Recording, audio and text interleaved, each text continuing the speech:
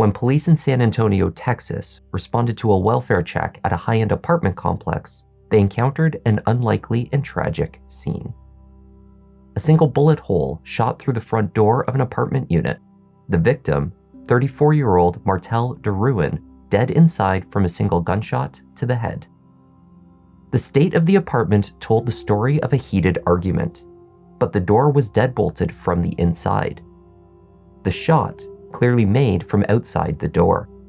Recollections of neighbors, doorbell camera footage, and a bizarre 911 call would eventually lead to the shooter, and a conclusion that few would have predicted.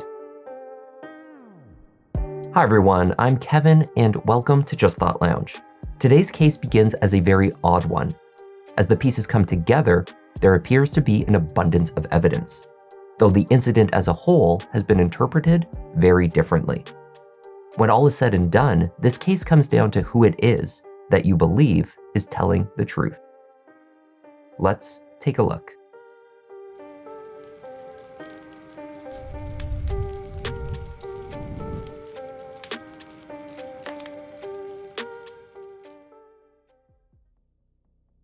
On Tuesday, the 26th of January, 2021, San Antonio police were called out to the Towers off of La Cantera Parkway, a newly built luxury apartment complex.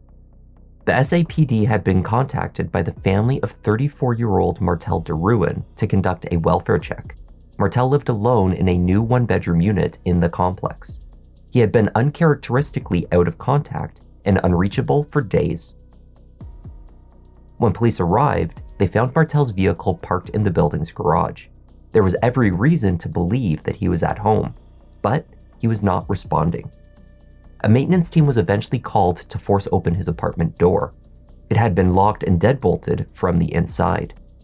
While crews worked to force their way inside, they noticed a hole in the door near to the peephole and knocker. This small hole was unmistakable. It had been made from a bullet. When the team managed to push their way inside, they found Martell just on the other side of the door, deceased and collapsed to the floor. He had sustained a single gunshot to the head. Police believed they were at the scene of a homicide. As word spread of the death to family and friends, the shock and grief felt by the DeRouen family was almost palpable. Many had difficulty processing the murder. They thought there must have been some kind of mistake. Martell was not a man with enemies. Smart, capable, and successful, Martell was a military veteran after serving 6 years in the Air Force. He had been a decorated sergeant in Air Force intelligence. Martell's role had seen him working with some of the military's most sensitive and confidential intelligence. Since leaving the service, he had pursued a career in music. As a rapper, he went by the name Cardone and had recently signed with the Sony-affiliated music label, The Orchard. He was active in the music scene across San Antonio, and often worked as a sound engineer, helping to record music for other up-and-coming talent out of his own studio. Friends and colleagues knew him to be a bit of a rarity, a successful rapper that was nonetheless always very humble. Martell was a cousin of Beyoncé's through his grandmother, Agnes DeRouen. Yet despite striving for years to hit it big in the music industry, he never name-dropped. Something he would even mention to people. We just have to put it in his bios because it's worthy to put in there, but he doesn't like stuff like that. When Martell was a teenager, he met the woman that would become his future wife, Joya. The two reconnected after both graduating high school and would marry in 2007. By the time of his death, the couple had been formally separated for roughly 2 years, living in separate apartments only a few miles away and renting out the house that they had owned together. Nonetheless, the two remained cordial. They spent time together every week. Joya had driven to the Towers apartments on the morning that Martell was found. After speaking with his parents, she had called, texted, and emailed with no response. So she drove over to check up on him. The last time anyone had spoken with Martell was 4 nights earlier on January 22nd. The medical examination and investigation unfortunately aligned with this timeline. Martell had been shot through his door 3 days prior. Further inside the apartment, police began piecing together the story of Martell's last night. Broken dishes shattered into pieces covered the kitchen floor. In the bedroom, the sheets had been torn off of the mattress and had become twisted into a pile. Next to the sheets was a do-rag and a broken acrylic nail. One perhaps pulled off of the head and the other broken from a finger during a struggle. There were also signs of a physical altercation elsewhere. The bed frame had come apart. The headboard was torn from the rest of the frame. A basket that appeared to have been knocked to the floor held a cartridge with bullets, but no gun. In the closet, police found a pistol case, the one provided by the manufacturer. When they looked inside, the pistol was missing. The neighbor living directly below Martell's apartment unit reported overhearing a loud and violent argument on the night of the 22nd. She took a short video of her ceiling, which recorded some of the yelling and items breaking. The noise was loud enough to permeate through the floor and into her home. This neighbor did not, however, place a call to the police, but someone else did. Reviewing emergency calls from the night of Martell's death, investigators uncovered a call from a woman in the tower apartments, locked out of her unit and concerned about a hole in the door. The woman was long gone by the time the officers responded to the building. But on the phone call, she had given a name: Sasha DeRouen, Martell's estranged wife. 911, this is Brett. Do you need police, fire, or EMS? I need police now. What address? It's 16735 O'Connor Road. Not O'Connor, Locking Terrace Parkway. 16735? Yes. Okay, this is the tower? Yes. Okay, and your name? My name is Sasha DeRouen. Okay, what's going on? I'm trying to get in my apartment, but I'm not able to get in. I'm just not able to get in, and I think my husband is injured. Your husband's hurt? Yes. Do you hear him? No, he's not responding, and I called him. He's just not responding. And there's a hole in his door, and I don't know what's going on, honestly. There's a hole in the door? Yes. Okay, where are you now? I'm at the same address. Are you outside the apartment, or where are you? I'm outside the door, and I cannot get in. And you don't have a key? No, ma'am, I don't. Do you live there? Yes, I do. And what is your name? My name's Sasha DeRouen. Spell the first name? Sasha, Gaoia. And your husband's name? Martell Last name? DeRouen, DeRoun. All right, and it's apartment 1605? Yes. All right, we'll get an officer over there. On the night of the shooting in the unit across the hallway, new resident Caroline was waiting on DoorDash to deliver her dinner for the evening. Mistaking the noise of knocking on a door from the hallway as her food delivery, Caroline opened the door. Instead of her food, she encountered a woman in her 20s, wearing a long green sundress, banging on the door to the unit across the hall. Caroline was asked by police at the scene to take a look at the onlookers outside of the building, where Martell's wife, Sasha, in shock and confusion, waited for more information. Was that the woman that she saw banging on Martell's door on the night that he died? No, Caroline said. Sasha DeRouen was definitely not the woman that she saw that night. Caroline's recollection was supported when investigators sourced what would prove to be the pivotal piece of evidence: a Ring doorbell camera from an apartment just down the hall from Martell's. Facing into the hallway, the camera captured a young woman around 9 p.m. on January 22nd. The woman wore no shoes. She was dressed in a green sundress. In one hand, she carried a cell phone. In her right hand, a pistol. Looking beyond the destruction inside of the apartment, investigators found further indications of the second person, the mystery woman who had been with Martell on the night of his murder. By the window was an easel and partially completed painting which sat abandoned.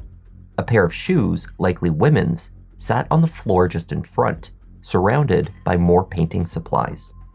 2 glasses of Hennessy, a type of brandy, were out as well. These drinks left unfinished. A large purse sat on a chair next to the broken bed, an iPad on a footstool. Then, finally, they located 2 debit cards, both with the same name on them: Sasha Skare.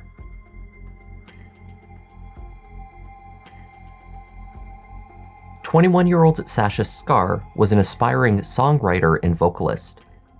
She lived primarily in Austin with her mother and freelanced as a graphic designer, making corporate logos and flyers.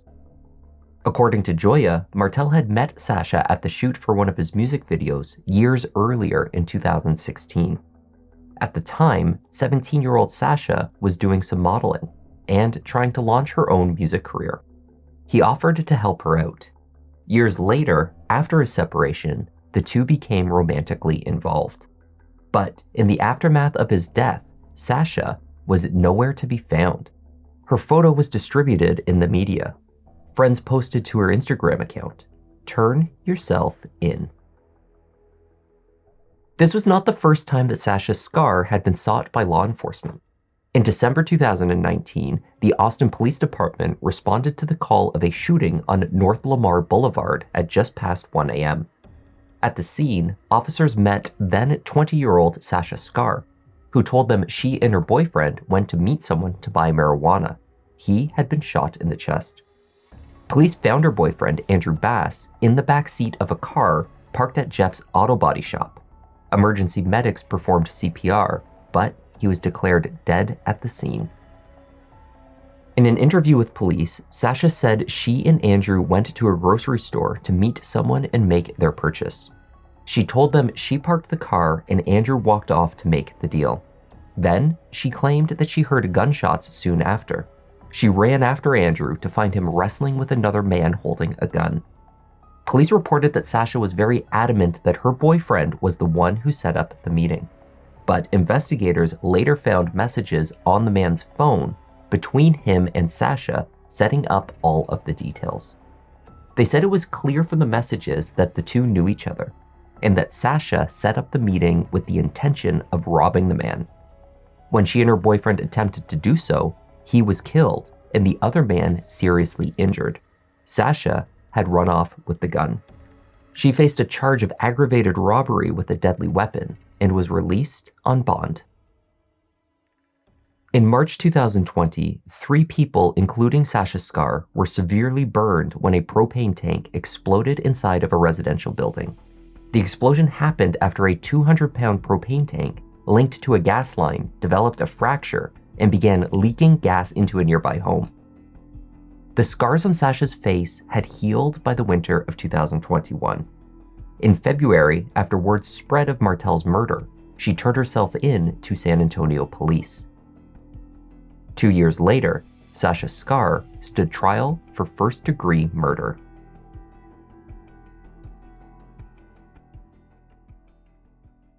The prosecution argued that Sasha, after arguing with Martell inside the apartment, had left with his gun.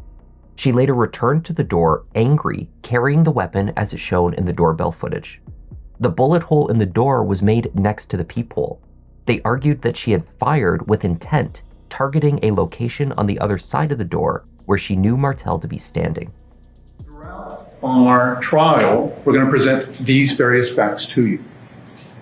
And at the end of the trial, you're going to learn that, number one, there's a physical confrontation in there by the evidence that we see, broken items. Number two, undisputed, Caroline saw a young African-American woman Friday night banging on the door, trying to get in. You're going to learn, number three, that Martell clearly locked everybody out of that apartment. He clearly wanted no one in there. You're going to learn, number four, that a bullet, undisputed, a bullet went through the door, near the keyhole, into his head. And the most, probably in my mind, most compelling part, number five, a video recording of the defendant walking with a semi-automatic 9mm down the hallway on a cell phone. And when you put these items together, we're going to ask you to find the defendant guilty of murder. After firing the shot, the state argued that she must have known that she hit him, prompting her to place a call to 911. On this call, she pretended to be his wife, Joya, in an attempt to conceal her own identity. Joya DeRouen testified that she recognized Sasha's voice on the 911 recording. She also explained that there were multiple pieces of information offered on the call that did not make sense. Sasha initially gave an incorrect address to the operator, accidentally offering the street where she used to live instead of the tower's apartments. She also provided an incorrect phone number, seemingly unaware that 911 could trace back the number that was used. Can you describe to us what information the defendant got incorrect or what misinformation the defendant provided to 911? Well, number one, she pronounced my name wrong. My last name is not DeRouen, it's DeRouen. She spelled it wrong. My first name, you couldn't tell whether she was going to spell it with a G or a J. It's with a J. And then Martell was not 28, he was 34. Just amongst a couple of other things that, were in the tape, it just was all over the place. It wasn't the correct information at all. Sasha's defense team argued that the altercation with Martell from earlier in the night left Sasha fearful for her life. When she returned to the doorway, it was because she felt that she needed to collect her belongings from inside the apartment in order to leave. Shoeless, with her purse and bank cards inside, Sasha banged on the door, holding the gun that she had taken for her own protection. Her defense team withheld their opening statement until the prosecution had finished presenting its case. They called a single witness in her defense to explain what they claimed transpired that night, leading to Martell's death. That witness was Sasha Skare. You've heard a lot of evidence before you. You've heard the what, you've heard the when, the where. Now you're going to hear about the why. I want you to pay attention during the state's case, to the defense's case in chief. You're going to hear from Ms. Sasha Skare herself, and you're going to hear a version of events that happened that night. We're going to leave it up to you to make that decision. And ultimately, at the end, we believe you will return the only verdict that makes sense, which is not guilty as to murder. Sasha told the jury that she met Martell years earlier. He had presented himself to her at that time as a 24-year-old rapper, though he must have been at least 30 years old. Years later, the two reconnected as friends, becoming romantically involved in the 6 to 8 months before his death. Sasha did not drive. 2 to 3 times a week, Martell would collect her from her mother's home in Austin and drive her back to his apartment in San Antonio. This is what had occurred earlier on January 22nd. At the apartment, Sasha began a painting, which was intended for the promotion of Martell's performance, scheduled for that coming weekend. The rapper worked on his music nearby before the two settled down for dinner and a movie. Following dinner, Sasha took a call from a photographer who she was looking to work with to further her own career ambitions. She used the iPad to FaceTime in the kitchen. All the while, Martell sat on the couch within earshot of the discussion. Sasha claimed that this phone call triggered the argument that followed. She characterized Martell as jealous and angry. The argument turned physical.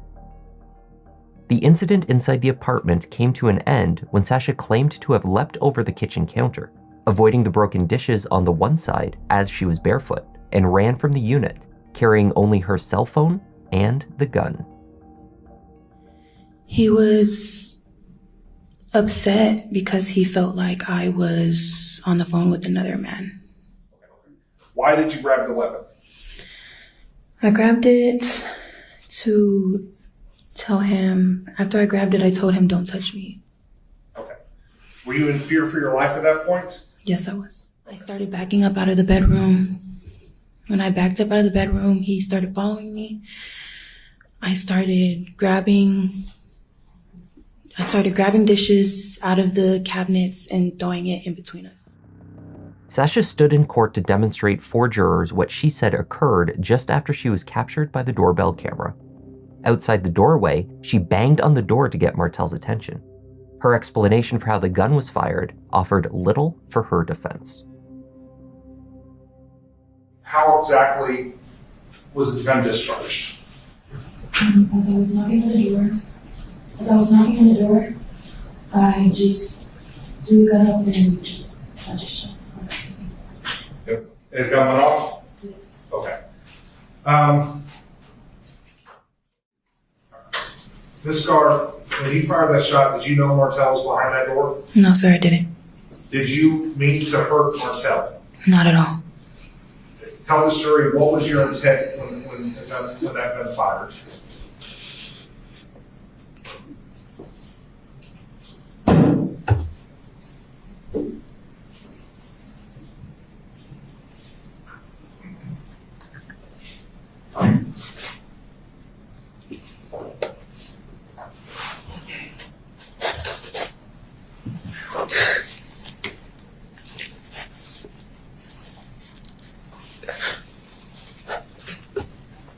I guess my intent was just to get his attention.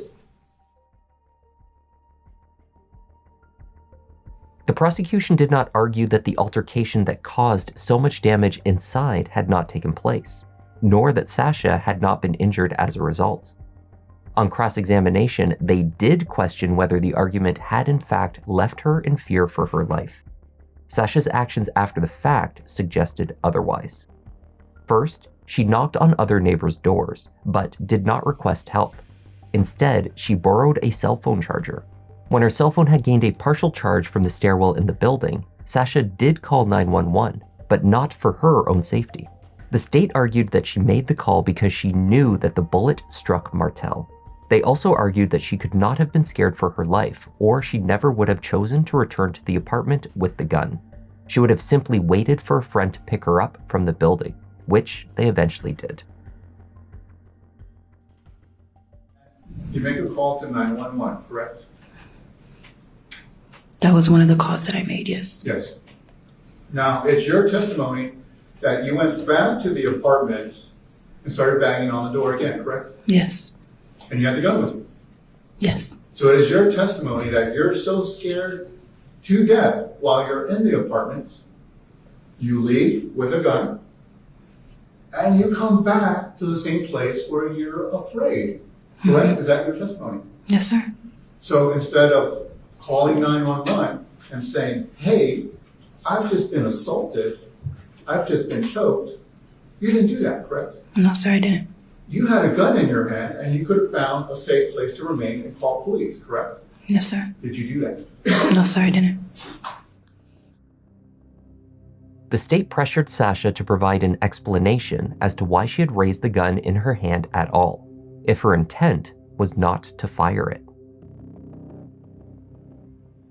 You're raising the gun. And why are you raising the gun?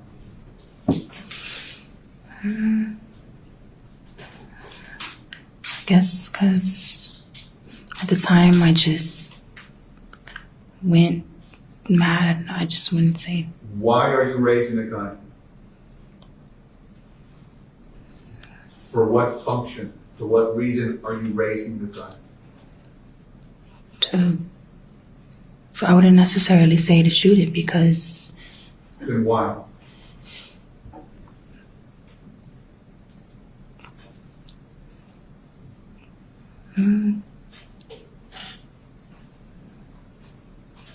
There would be no other answer, but The other shoot answer is that you're angry, decided to shoot at him.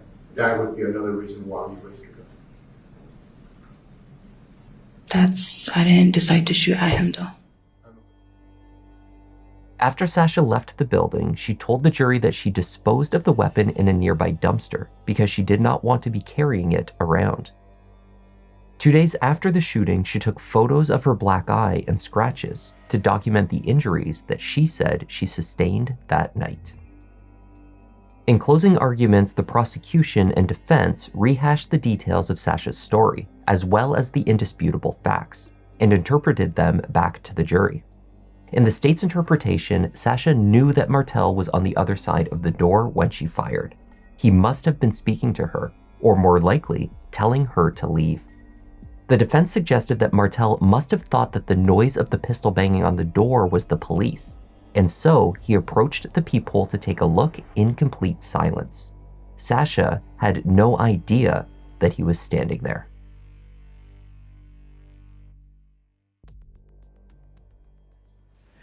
No dispute that she broke and threw things onto the ground. After he kicks her out and she's banging on the door, do you think he's going to tiptoe quietly to the door without saying a word? Or what is more likely, that he's going to be angry as well and tell her, go away, leave me alone, get away? All of a sudden, he's just going to tiptoe and not say anything? No. He was responding through the door, and she shot him through the door. Not only did she shoot him through the door, she shot him through the middle of the door, knowing he's right behind her. Banging on the door, he's silent. So she's banging with that gun. She wants to get his attention and say, open the door, I need my stuff. Steps back, pulls the gun up, and the gun goes off as she's pulling it up. And I'm not saying goes off accidentally. She admits to pulling the trigger. She's owning it. She stood in the light and said it. She didn't accidentally discharge it as it's coming up. She pulled it up and fired.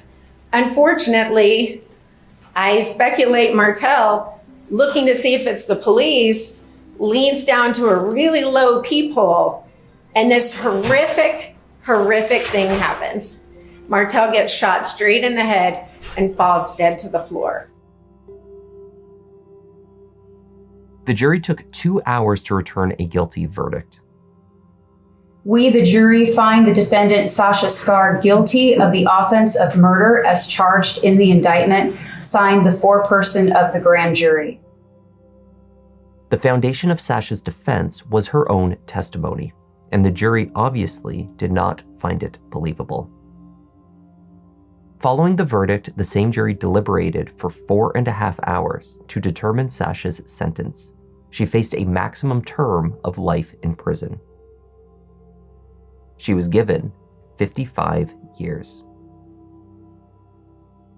1 week before Sasha's trial commenced, she was offered a plea deal that would have sentenced her to 20 years in prison. Under the jury's longer punishment, she will be eligible for parole in 2048.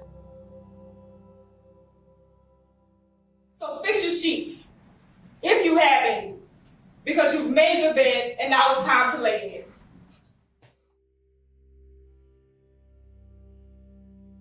Martell DeRouen is remembered as a loving family man, a decorated Air Force veteran, and talented musician. And that was the tragic case of Martell DeRouen and Sasha Skare. Thanks for joining me once again. I'm Kevin. This is Jamie. We're Just Thought Lounge, and we'll see you in the next one.